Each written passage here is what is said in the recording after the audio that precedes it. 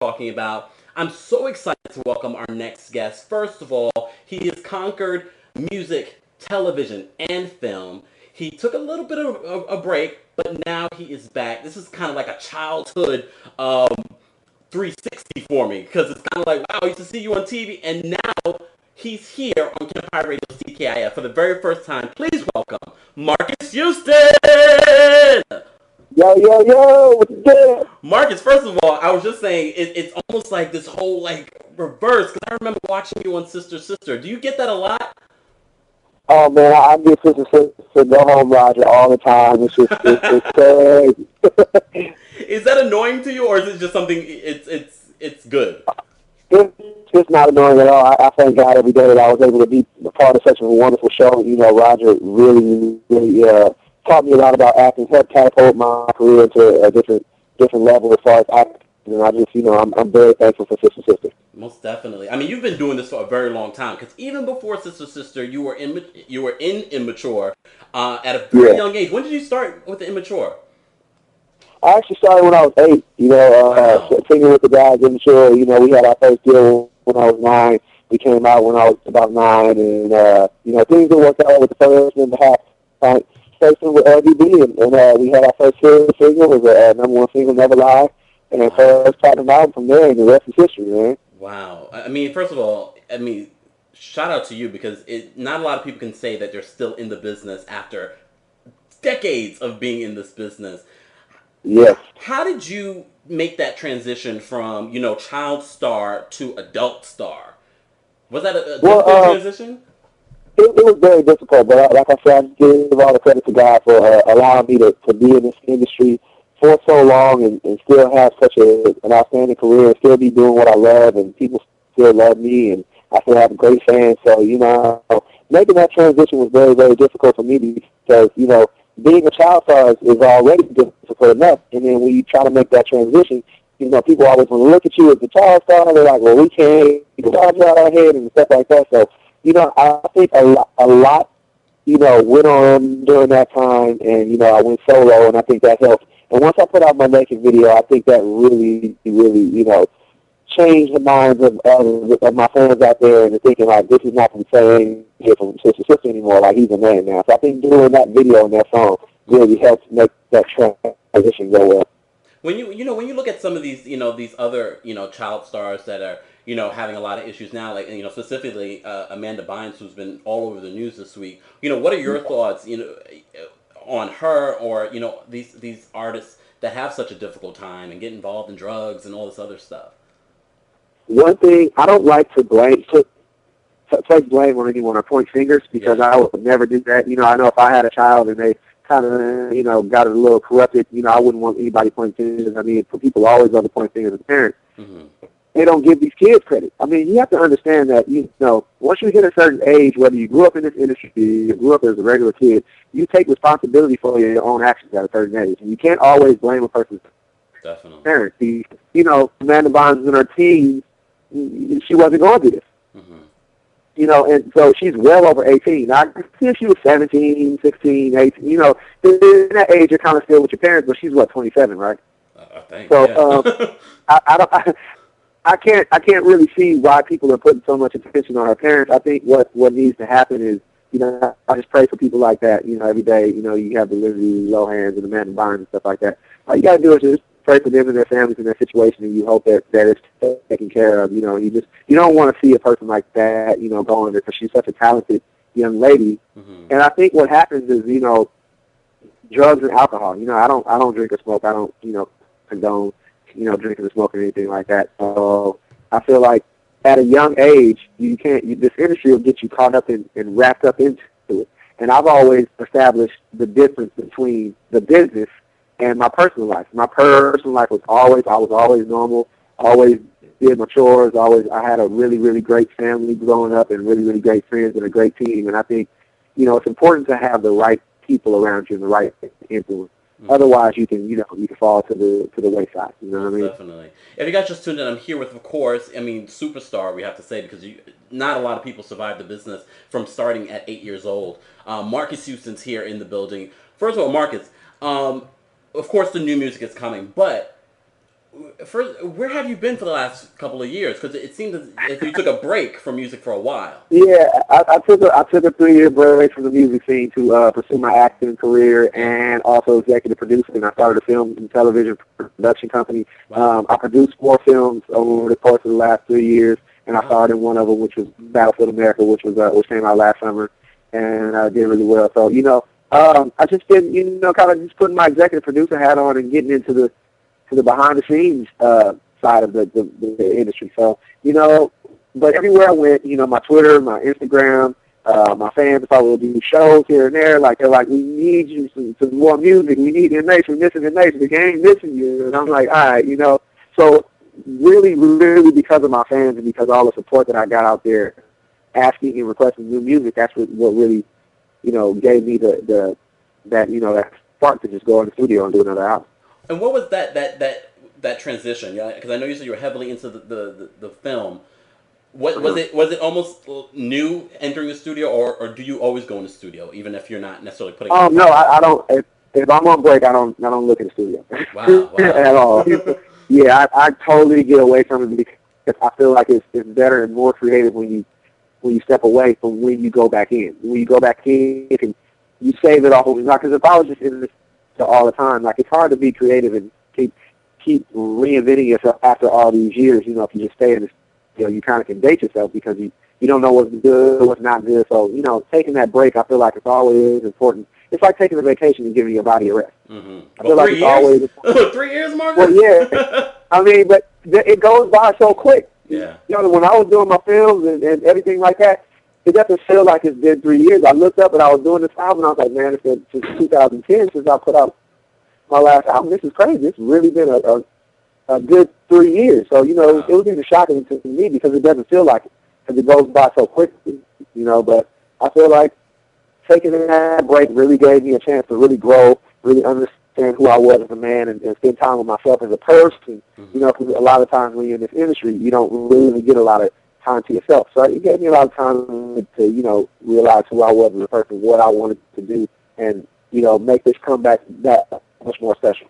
So you went into the studio, what did you want to say? Did you know what you wanted to say when you first went in? I had no idea.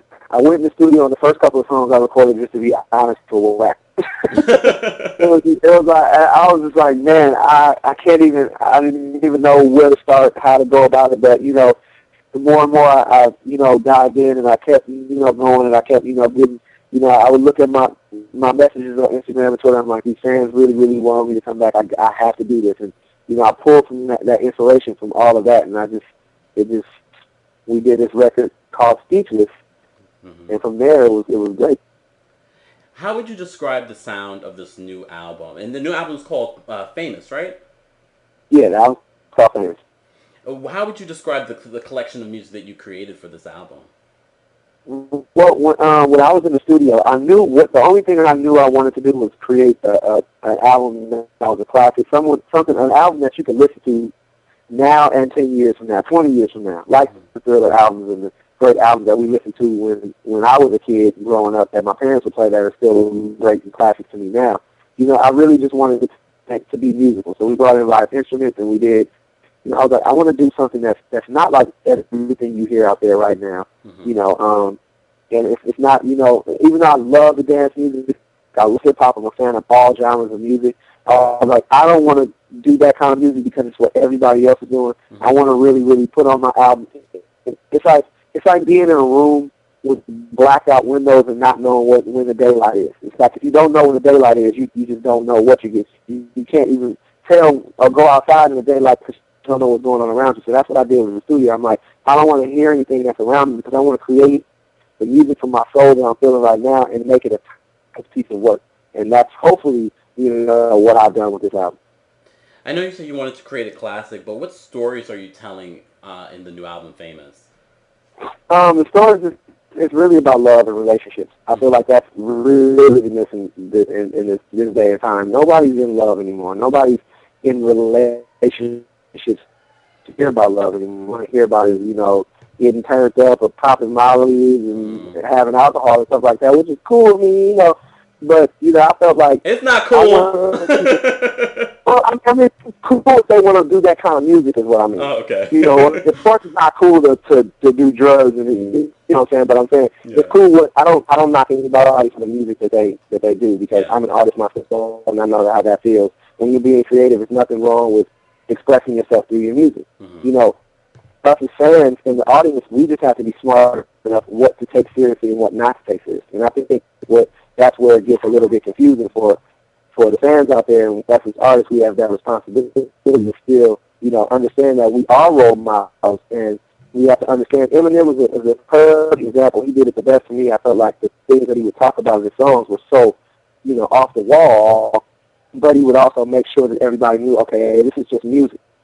Mm-hmm. You know what I mean? These are music. I'm telling stories. It's not real. Don't go do it just because I said do it. Mm-hmm. You know what I mean? So I feel like where music is going right now, it's just a figurative, you know, way to express yourself. If you're in a club and you're doing your thing and you're doing this and you're doing that and you're having fun and you're doing a song about it, there's nothing wrong with that.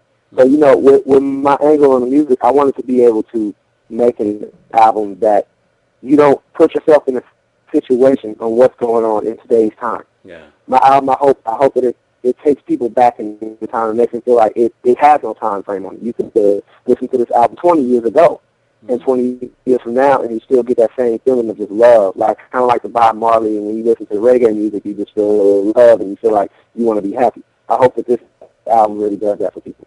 Definitely. If you guys just tuned in, I'm here with Marques Houston. His new album, Famous, is coming. When the new album coming out? The album will be available for everybody on August 27th. I'm really, really excited about this one. You know, it's my first time in 3 years, and I'm stoked. Most definitely. You know, I know you described, you know, some of the stories, you know, that we can expect from the new album, Famous.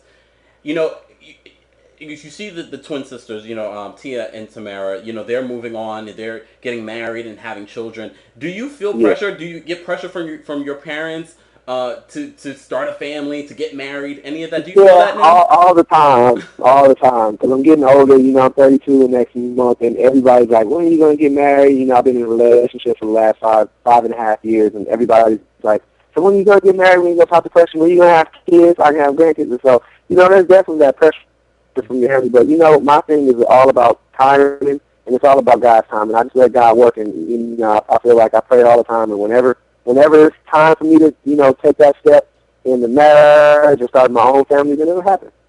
Do you want to have children? Yeah, I do want children one day.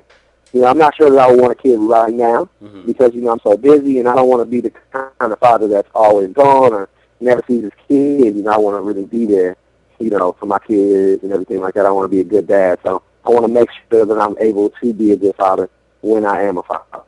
Are you still very friendly with Tia and Tamara? Yeah, I mean, those are my girls. You know, those will always be my closest friends. I just saw Tia the other day. She had a birthday party in Malibu, and I just saw her, and we had a chance to catch up, you know. So, yeah, we always keep in touch, and, you know, we're really friends. It's not just for the TV. You know, we were talking about the music, and I want to kind of bring it back to the music. The new album, you said, it's coming out, Famous, on August 27th, so make sure you guys go out and purchase that and support R&B. But R&B music, as you know, has taken this transition of not being as, what's the word, marketable or profitable in the industry. Yeah. Why do you think that R&B music has taken that sort of downward turn? I think hip-hop has become such a huge market, and the dance music has become so huge. People just, you know, it was a time in the world where people wanted to have fun. You know, a few years ago when dance music and this hip-hop started taking over, when everybody started wanting to have fun and be kind of rebellious. You know, it's like, you know, we want to rebel, we want to have fun, we want to go out there and we want to just, you know, feel free and do whatever. And that music makes you feel, and it makes you feel like, you know, you can just take over the world. But I think now people are starting to feel like, we're taking over the world enough. And now we kind of want to slow it down a little bit. We want to hear some R&B. We want to hear some great vocals. And we want to be able to sing along. And we want to just, you know, slow dance to this or play this at a wedding. Or, you know, so I think it's changing. And I think R&B is making a comeback. Because you've been in the business for a very long time. You know, there are a lot of new R&B artists, especially male artists. Who are some of your favorites that you listen to? I can't really say that I listen to a lot of new, fresh R&B because there's not really a lot out right now. My thing is more old school. I love like Marvin Gaye and Prince. And I've been listening to a lot of D'Angelo lately, and just that old school, kind of just trying to, shift like Jodeci, and I've been listening to a lot of those guys lately because that's where my inspiration comes from with this album as well, as far as the sound. A lot of Prince, old soulful D'Angelo kind of vibe on this album. So I'm listening to a lot of old school R&B, more than new school R&B. Wow, definitely. Marques Houston, thank you so much for being here on the show. Before we let you go, we always ask people here on the show when they drop by, especially people that can sing, to sing a little something. You don't have to sing a full song, just a little something, a little sample of what people can expect from the new album, Famous. Oh, the single which is getting a little child. Okay, here we go.